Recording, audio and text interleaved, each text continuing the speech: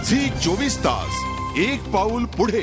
केंद्रशासित राज्यांमध्ये 6 ऐवजी 9 सिलेंडर अनुदानित दराने देण्याचा निर्णय सोनिया गांधींनी जाहीर केला खरा, पण या निर्णयाची अंमलबजावणी करण्याबाबतचा कुठलाच आदेश सरकारतर्फे जारी करण्यात आलेला नाही। परिणामी गॅस वितरकांबरोबरच ग्राहकांमध्येही संभ्रमाचं वातावरण आहे। या पार्श्वभूमीवरती आणि सणासुदीच्या काळात ग्राहकांना महागाईचा फटका बसण्याची शक्यता आहे। अनुदानित दराने देण्याचा निर्णय केंद्रातील यूपीए सरकारने घेतला होता। या निर्णयाविरोधात प्रक्षोभ उठल्यानंतर काँग्रेस शासित राज्यांमध्ये आणखीन 3 म्हणजेच एकूण 9 सिलेंडर अनुदानित दराने देण्यात येईल अशी घोषणा काँग्रेस अध्यक्ष सोनिया गांधींनी केली होती। मात्र या घोषणेची अंमलबजावणी रेंगाळली आहे। महाराष्ट्रात काँग्रेसचं सरकार आहे, मात्र राज्यातील नागरिकांना अतिरिक्त 3 सिलेंडर अनुदानित दराने देण्याचे कुठलेच आदेश वितरकांपर्यंत पोहोचलेले नाहीत।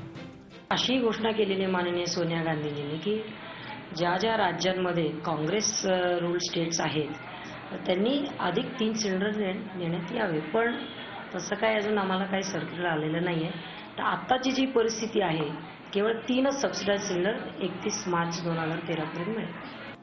केंद्र सरकारच्या निर्णयानुसार 14 सप्टेंबर 2012 ते 31 मार्च 2013 या दरम्यान ग्राहकांना केवळ 3 सिलेंडर अनुदानित दराने उपलब्ध होणार आहेत। त्यामुळे त्या पुढील सिलेंडरचं काय याबाबत संभ्रम आहे।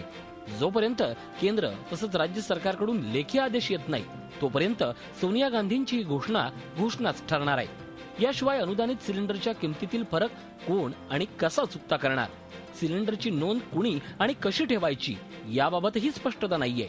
एकूणच सरकारच्या भोंगळ कारभारामुळे वितरक आणि ग्राहक गॅसवर आहेत असंच म्हणावं लागेल। झी 24 ताससाठी अरुण मेहत्रे, पुणे। झी 24 तास एक पाऊल पुढे।